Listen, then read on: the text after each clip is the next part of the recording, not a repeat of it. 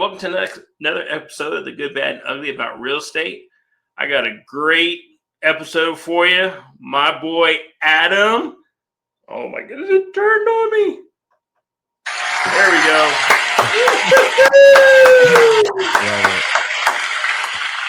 How you doing, bud? I'm good, man. Thanks so much for having me.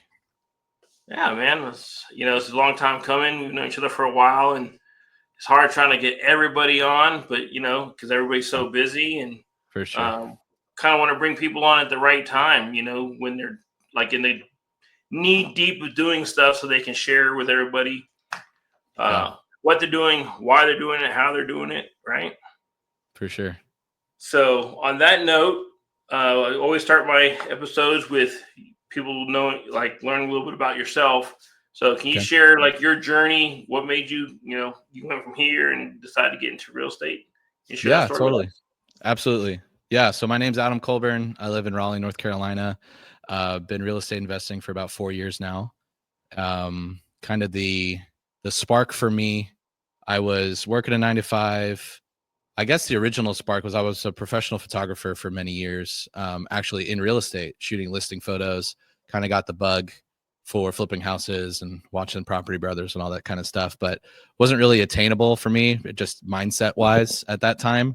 And so that was kind of a back burner thing. Always thought about it, but never really pursued it until my daughter, my second child, was born. She was about 2 months old, and I'm sitting on the couch having this existential crisis on like, how am I going to provide the life that my family deserves?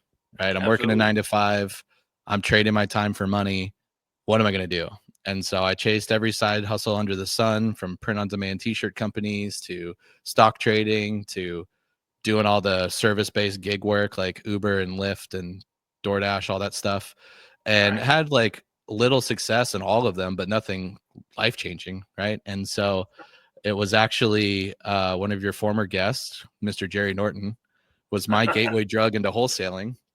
And so watched a video where he took a piece of paper and flipped it for $40,000, and it just broke my brain thinking that that was even possible. And so I went down the rabbit hole further, found various communities, including Sub 2, just dove in and started consuming content like a madman. Actually found one of my current business partners still to this day in Pace's Free Group. We teamed up and started wholesaling, started doing deals that progressed into fix and flips. We're doing 2 to 3 flips at any given time now. Started buying rental properties, businesses. I'm sitting in my coffee shop that's been open for about a year now. And now we're doing sober living is kind of our big push for the long-term wealth creation. And then still flipping, doing it a little bit differently. We only do creative flips now. But so started out as a photographer taking pictures, and now I'm on the flip side renovating the homes and letting somebody else take the pictures. So it's been it's been kind of full circle, but super fun. I like it. So most people that watch all of these real estate videos, like how-tos and all that kind of stuff, the first question that comes to people's mind is, you sound like you didn't have any background in buying real estate. So how did you figure it out? How did you learn, or how did you find the money to buy your first one? How did you identify, like, this is going to be the first deal that I had? Yeah. So that's a fact. I had no prior experience or training before finding Jerry and then the Sub 2 community, but just a lot of education, right? Watching all the videos. And that's why we started with wholesale, because I didn't have any cash. And so wholesale is definitely like the entry level into real estate investing. You got to learn how to value properties, find the best deals. And ultimately, I think that's a skill set that transcends all asset classes. So anyone getting started, I think wholesaling is a perfect vehicle. Even if you have money, you still need to know how to go and find the deal. And so we started there. I teamed up with my partner. His name's Scott. We met in the Free Group. We kind of have complementary skill sets, but also complementary like life situations, right? And so he's a CPA by trade. He had more money than time. He was trying to buy his time back, especially around tax season when he's drowning in tax returns.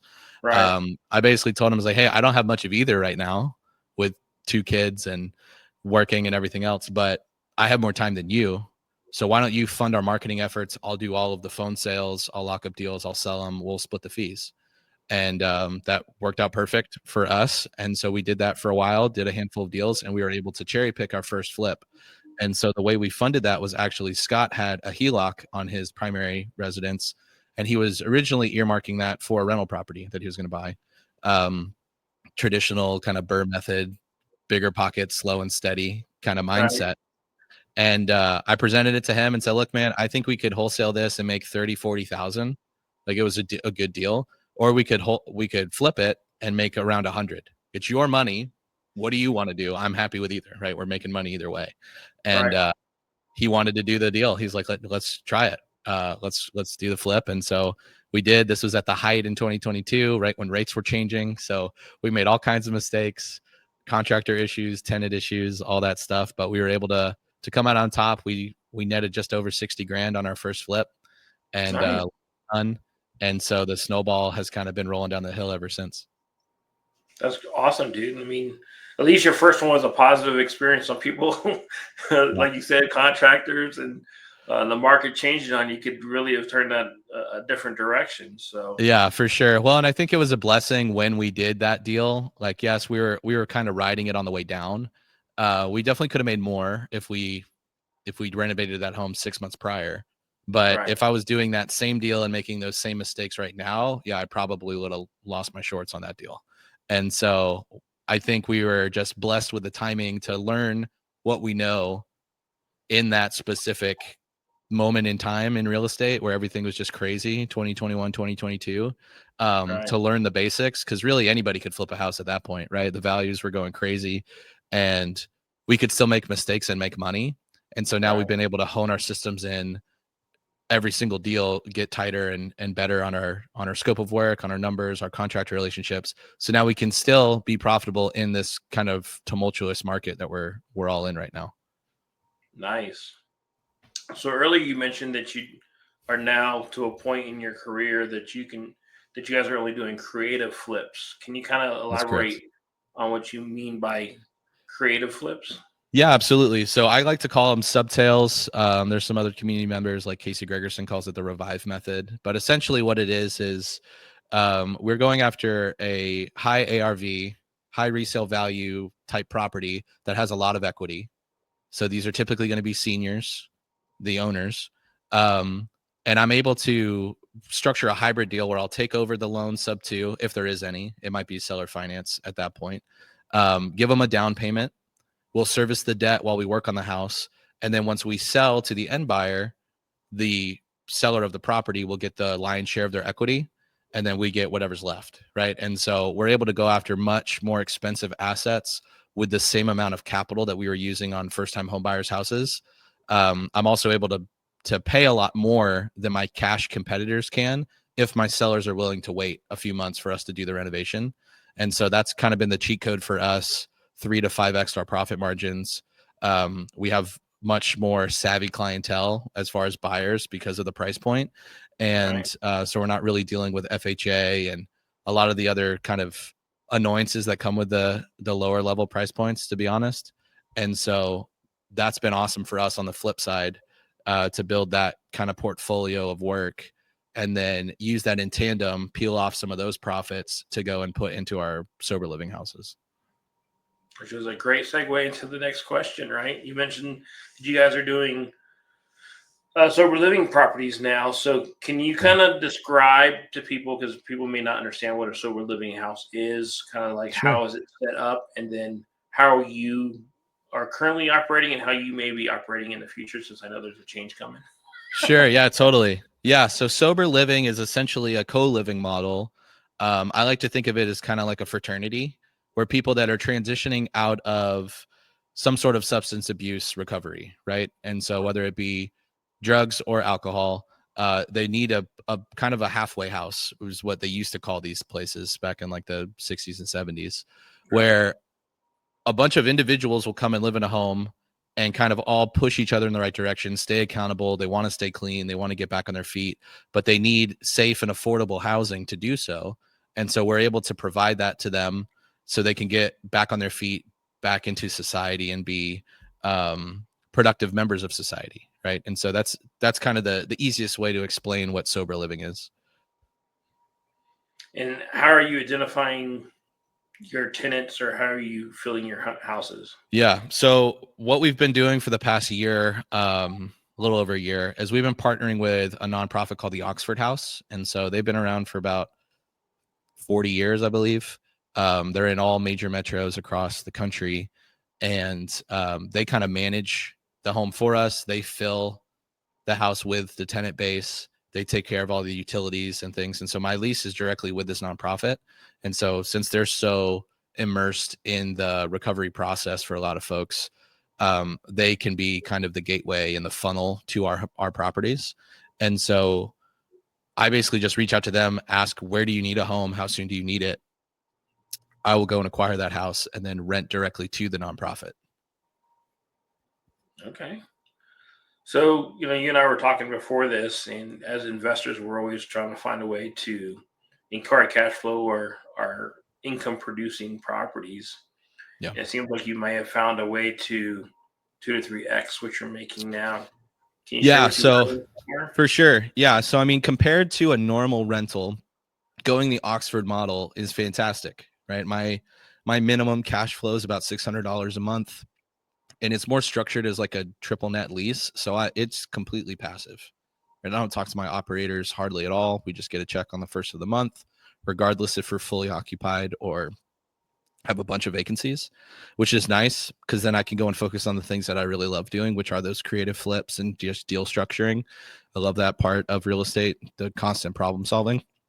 But if you can take some of that management in-house, provide some different services that Oxford doesn't provide, because there's multiple tiers of sober living, so similar to assisted living or some other kind of behavioral health care type of home.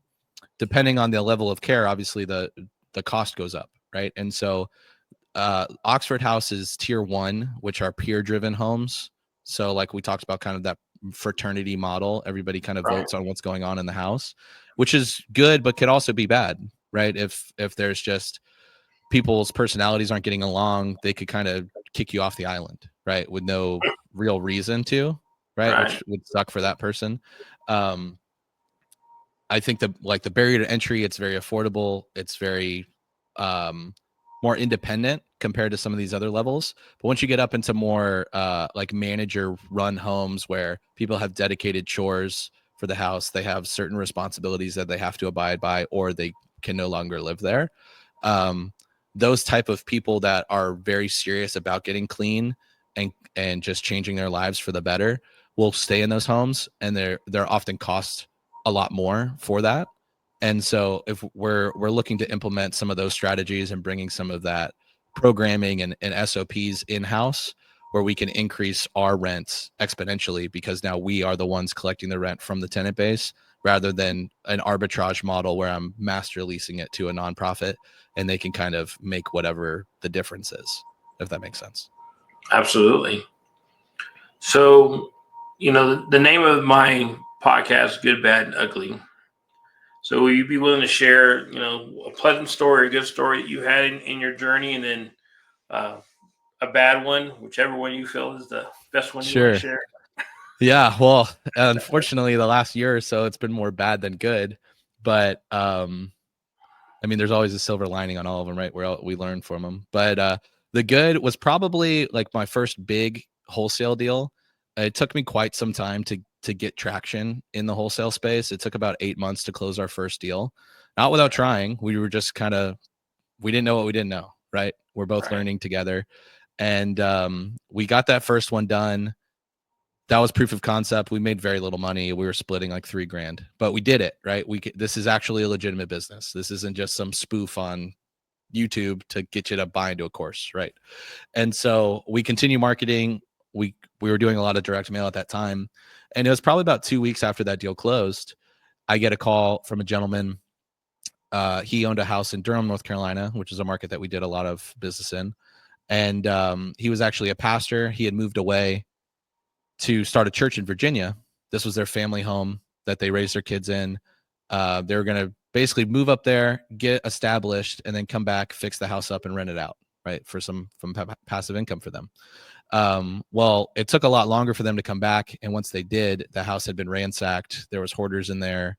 They stole all the copper pipes out of the house. Like it was a complete wreck, and they were in no financial position to fix the house. And so they're like, "What do we do?" So they just boarded up the walls and bolted down all the doors and stuff so people couldn't do more damage, and they just left. Right. And so he called me and he said, Adam, we've been racking our brains for the last year on what we're going to do with this house, and I feel like this letter was an answer to prayer.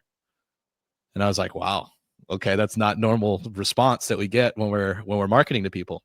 Right. And so we went out, I looked at the house. I mean, I kid you not, Jose, the grass was up to my chest on this place. Like it was rough, but it was in a great area, a lot of potential growing. So I went and looked at the place. I gave him an offer. We kind of worked our way. Even the number that he originally came with was already like a surefire deal. I had to walk him down a little bit just because that's what we do, right? We don't want him to run away. Got to have a little bit of give and take. But we got that deal done, and we were at the closing table, and his wife was tearing up, like giving me a hug, and said, "Thank you so much for taking this burden off our shoulders. We had no idea what we were going to do." Right. And so I ended up making $49,000 on that deal. But this seller is just like latching onto me crying because we solved the biggest problem in their life at that time. Right. And so I think there's a common misconception that wholesalers are only out to steal equity from grandmas and do that kind of thing. Like this house needed massive amounts of work. There was no other way it was going to get sold. And they had a lot of equity, but they didn't know what to do. Right. And so I was able to solve their problem, bring another opportunity to my buyer who flips hundreds of houses in the area. Now that house is a beautiful home that a family can live in, elevated the value of the whole neighborhood. So like there's so many positives to it. And I made a ton of money, right? I made almost my W-2 salary in like a 3-week time frame. And so, but obviously the emotional income was just as good, if not better, than that big check that we made. And so that was kind of confirmation for me, like I'm really in the right space and we're really serving these people. And the bigger problems we solve, the more money we make. Right. And so we can make that big impact in the community. And so that was definitely like probably one of my favorite wins in my career. So couple follow-up questions on that. So were you upfront as far as the fact that you were wholesaling, or did you double close on that? And then the next question on top of that is, knowing that you had weeds up to your chin, let's say, or your chest, as you mentioned. Yeah. As a wholesaler, did you do an extra step to look at, see if there was any code violation liens on the house or anything like that? Or were you just assuming that you'd find that out at title and then let your buyer figure out how they're going to pay for all that? Yeah. So at the time we were flipping a house maybe 2 streets down. And so since at that point, I was an active flipper and I still am, I always present myself as a buyer. I do mention that there is a possibility that I sell this to one of my friends or somebody in my network if we're too overwhelmed, or if I want to turn it into another rental property or something, right? I don't know specifically what I'm going to do with this house. I just know that I like it and I would like to do business with you. And so that typically diffuses the situation, because more so it's just, why are the LLCs changing? This HUD looks different. And it's like, well, the number's the same. We agreed on the number. I just don't know what entity I'm going to close this in. It might be me. It most likely will be me. But if something comes up, it's going to be somebody else. At the end of the day, we're going to perform. I'm going to do right by you. I'm going to honor my word on this price. That's typically just how I operate. I don't think I ever specifically say, hey, I'm going to wholesale this, because I generally don't know, depending on the deal. Like we really have to get into highest and best use after some various underwriting. But yeah, like on this one specifically, I knew I wasn't going to keep it just because we were so overwhelmed with our first flip. I didn't want to do 2 at the same time. And so told them that, yeah, I have a buyer in mind. And I used to take a lot of his pictures before I got into the space. And so that was the first deal I had sold him. And that was kind of another full circle moment. But that's kind of how I navigate the conversations with the sellers. As far as the lien situation, I typically ask them, is there anything that you're not telling me as far as the debt? Is there anything underneath it? I didn't do a title search ahead of time. They did mention that they had a partial claim on the house, or like a silent second on the mortgage. So it was about $30,000, but no payments were made. and there weren't like behind or anything like that. And so that was just taking into account on their side that my purchase price is not going to come up to cover this. This is just coming out of what's going in your pocket. But we were able to come to an agreement on price that was still beneficial for both parties. Gotcha. Yeah. And some people might say, "Oh my gosh, you made $49,000." They saw that on the HUD. Did they care that you were making the $49,000? So they actually didn't see it on the HUD. My attorneys here in North Carolina, so we use closing attorneys, not title companies. And certain closing attorneys will do what's called a blind HUD. So only my buyer sees what I'm making, not the seller. Gotcha. And I really only deal with double close situations if we're going to be over like a $50,000 assignment. Most of the relationships I have with my buyers, even if I was making $150,000, they wouldn't care as long as their numbers make sense. But there is that potential risk, and kind of ego can get into some buyers' heads that now they want to look in my pocket, even though I brought them a good deal. But as far as the seller side, just the way that our HUDs are structured here and with the attorneys that I use, they did not see what I was making. But I have dealt with that in other states, and I typically will say like, well, this is my portion of the deal for bringing it to them. Like, I'll straight up honest with them. Like, this is the price that I need. This is basically my commission to bring them the opportunity, but we were still able to come to the price that you agreed on. Correct. Right. And they're like, yeah, absolutely. So it's really just like, if you're upfront and honest with it, right? I'm not beating around the bush if they ask a question, but I'm not openly saying like, hey, I'm looking to make 50 grand off of you guys. So can we be at this price? Right. Like, it's just, and again, it was a $49,000 problem for them. They had no idea what to do. They were just like overwhelmed with the situation. They knew that they had no way to fix the house up. And so it was really like, what can we get for this? Right. And so we kind of walk through the comps, walk through the rehab budget, kind of where we were coming up with numbers. Because I mean, at the end of the day, wholesale real estate, I think the easiest way to describe it is like if you walked into a pawn shop, right? If I walk into a pawn shop with a Rolex, am I going to get full price? No, absolutely not. But I'm going to get speed and convenience. I'm going to walk out with money in my pocket that I need. Right. And so if I went to a watch jeweler or a dealer, I'm going to at least get close to what it is valued at, but that's going to take a lot of time. It's going to go back and forth. They're probably going to want to see a bunch of due diligence. I'm going to have to do a lot of front end work. Verifications, where, paperwork, blah, blah. Yeah, exactly. And so, but if I'm okay with trading some of my equity for speed and convenience, that's where we land. Right. Perfect. And so that price is not the biggest issue for a lot of sellers, especially when they're dealing with actual distress like this. Somebody in foreclosure, a probate situation, like they have a lot of other things going on in their lives that it's worth that extra money. They would pay somebody to take that problem off their hands, and we're able to provide that solution for them. And that's how we can get compensated. Gotcha. All right. Now we're circling back to your ugly story. Yes. So ugly story. Long story short, I lost $100,000 on a bad flip this year with a shady JV partner. A lot of it could have been avoided, hindsight being 2020, but I just didn't vet this person well enough to see that what they were selling me was actually bad goods, right? And so, kind of short story of it, I locked up 3 houses from the same seller, and we were wholesaling one to a buddy of mine.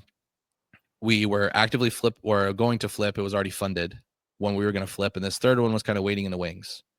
Right. And so I had about 2 weeks. What's that?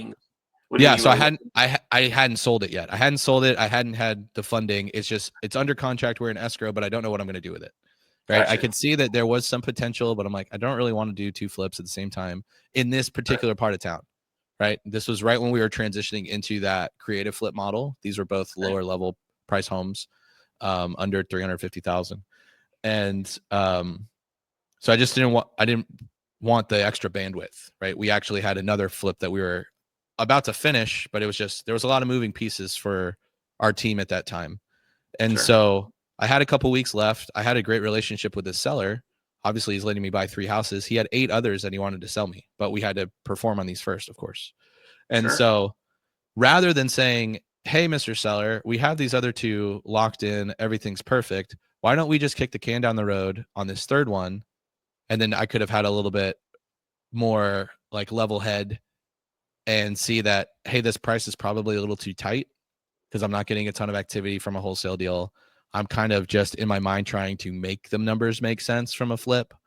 Right. And but I'm not in that space, right? I'm just frantic. Like, I got to perform. I told him I'd buy 3. I need to buy 3. We're only 2/3 of the way there. And so I was actually talking to another buddy of mine from a separate mentorship that I was part of, just telling him the situation. He's like, well, I actually know a guy in California that really wants to break into the North Carolina market, but he obviously doesn't have the contractors or anything. Like, I'm sure he'd fund this deal. And I was like, okay, yeah, I'll talk to him. And so this guy, we'll call him Bob. He's like, yeah, I have a $3 million line of credit that I can purchase these homes if you guys bring the rehab budget, because you can get better pricing than me. You know, these contractors, all this stuff. And then we'll just split the fees, right? We'll split the profit on the back end. I was like, okay, I've done that model before, kind of the PMP structure.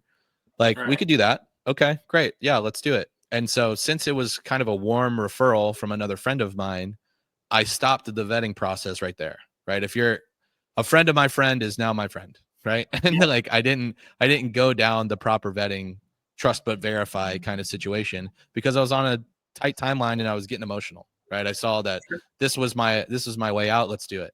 And so we end up going to closing. The other two go off without a hitch. That's all good. This third one, since he's the one buying it, he wants to close in his LLC, which is more than fair. We put a JV agreement in place.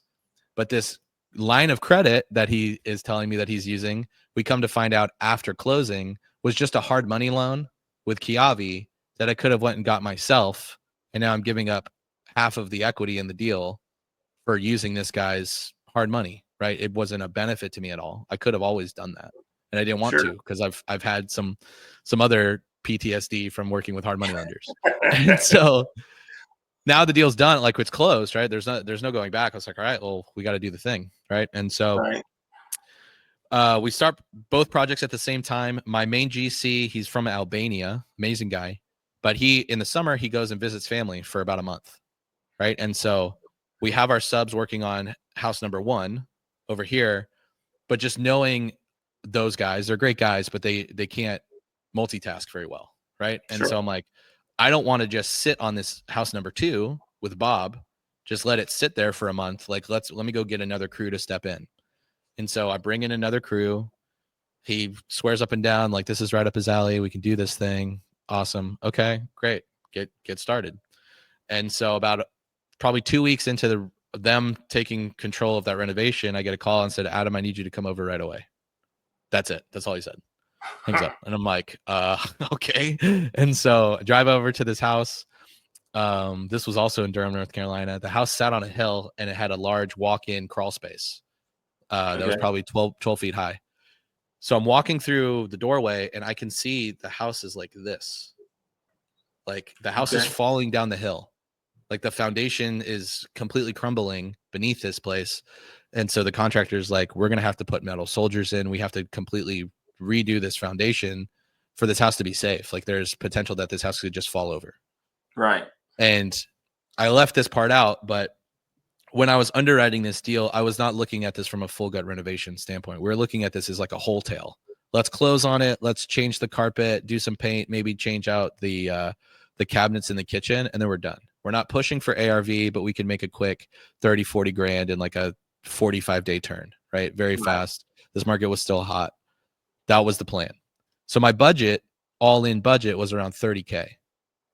My quote for this crawl space was 40K.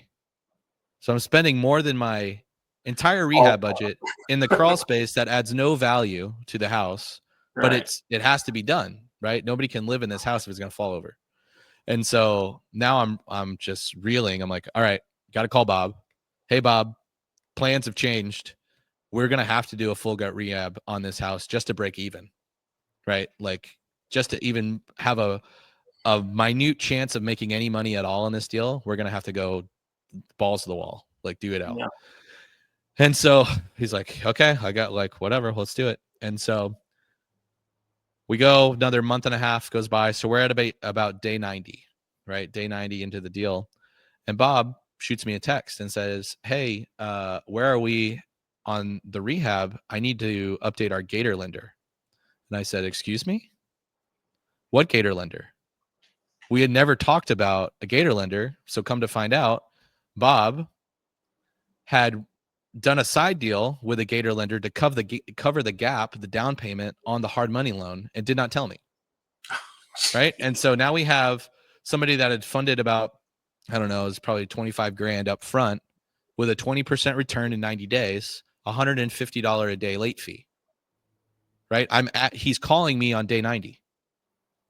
And I'm like, holy smokes, dude. Like, what do we do here? And really has no game plan on what we're going to do next.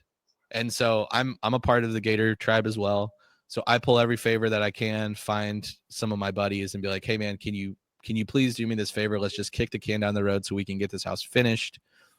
I'm going to make you whole. Don't worry about it. I need help because I had no idea that this stuff was going on. And so found a guy, amazing guy, did it. We got the first guy out. We finished the rehab, did all the things. So fast forward several months, we had weather delays. This contractor was just taking me for a ride because his scope of work was all over the place. He was charging me hourly rather than flat rates, and I was just getting bent over a barrel. So like my rehab budget was supposed to be 30 all in. By the end of it, I'm at like 120 on this thing. And I'm funding all of that, right? Bob bought the house with hard money. I'm 120K out, and we're using 0% credit cards and Scott's HELOC and all the stuff. All right. And so we finally get to the closing table. This is actually back in April of last year. Finally find a buyer. We're coming to the closing table. And at this point, like we know it's a hefty loss, right? Sure. But we have our JV agreement in place that says that all money that was put into the deal will be reimbursed first, and then whatever's left over, profit or loss, will be split amicably between the two parties. Right? Sure. Pretty boilerplate agreement. It was actually one of Pace's agreements.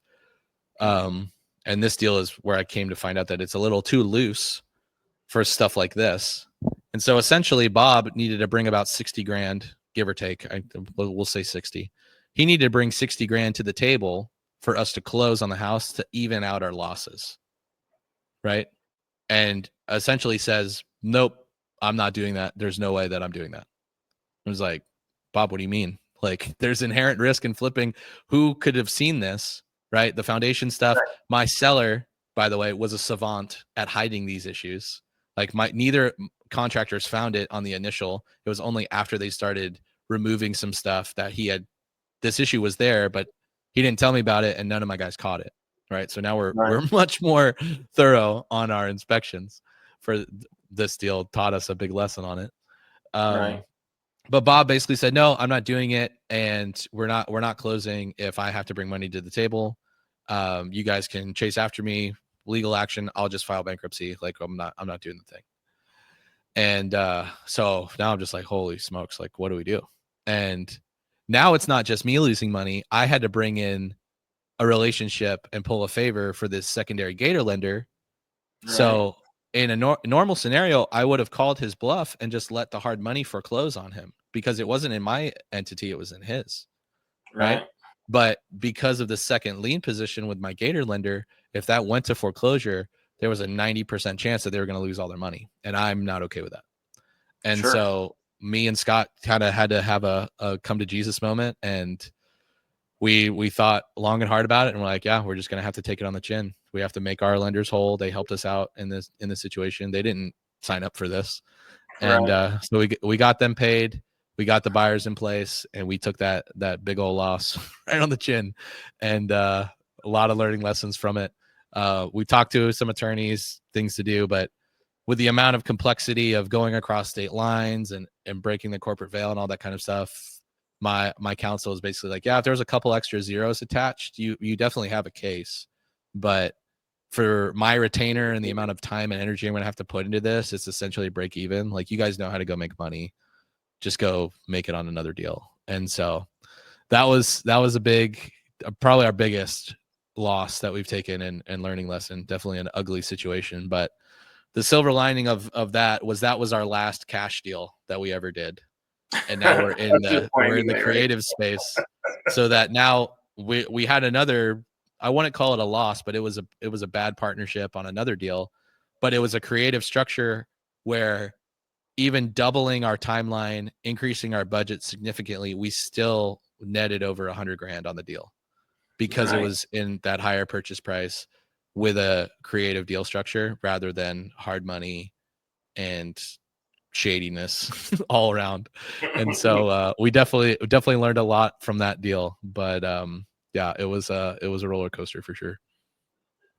So many nuggets to take from that, JV agreements, vetting partnerships, just not getting emotional when you're buying or getting into deals, right? There's just so much to learn from my mistakes, please. Don't put yourself in this position. Wow, let's kind of change the subject because that's starting to be depressing, right? So, bummer. I mean, you've shared your vast knowledge, right? You're wholesaling, you're fixing flipping creatively, and the other way, and doing sober livings. So somebody who's watching this and says, this is somebody I can learn from, or this is somebody I want to partner with. How would they get in touch with you, or what is it that you're looking for that people may be able to bring value to you and your business? Yeah, absolutely. So probably the quickest way to get a hold of me is Instagram. My handle is at the Adam Colburn. It's also on YouTube as well, but you can send me a DM. I also have a website. It's adamsbuybox.com. And so whether you're a bird dog bringing deals, my buy box is there. You can send them right directly to me. If you're looking to join a team, we're always onboarding people as appointment setters for our business. Come and learn how to generate leads, learn how to negotiate with sellers and close deals. Or if you have some money sitting around and you want to become a private money lender and make a high rate of return backed by real estate, I mean, I would love to have a conversation with any of you and see how we can work together. That's awesome. Well, again, Adam, thank you so much for taking some time out of your day to share all these beautiful nuggets, right? To show people that there is a good side and bad side of real estate. So you got to really have a desire to want to make money, but understand that it's not all, bells and whistles like A&E shows you, right? Right. Absolutely. So again, thank you for taking your time to talk with us and share your story with us. To the audience, thank you so much for staying this long and listening to Adam. And I hope you got a lot of it like I did. Hit him up. Great guy to do business with. That's the reason why I brought him on here, because I want to make sure that I bring value to him and to you guys. So until the next time, we'll see you in the next episode. Thanks, Jose.